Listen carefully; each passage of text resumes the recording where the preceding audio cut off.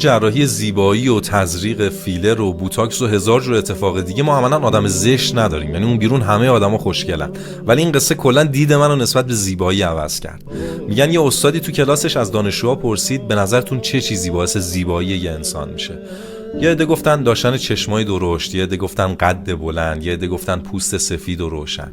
استاد از داخل کیفش 2 لیوان در آورد، یه لیوان از جنس طلا و یه لیوان از جنس سفال. داخل لیوانا هم هر کدوم یه چیزی ریخت. رو کرد به دانشجوهاش و گفت تو لیوان طلا زهر ریختم و تو لیوان سفال آب خنک و گوارا. شما کدوم رو انتخاب میکنید؟ همه به اتفاق گفتن خب معلومه لیوان سفال رو انتخاب میکنیم. استاد یه لبخندی زد بهشون و گفت دیدید دقیقاً وقتی از ماهیت درون لیوانا آگاهی پیدا کردید دیگه ظاهرشون واسهتون مهم نبود. و چقدر حیف که ما آدما دیر به ذات و ماهیت درونی هم دیگه پی میبریم.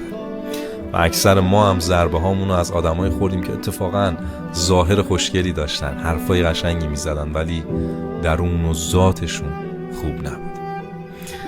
آره.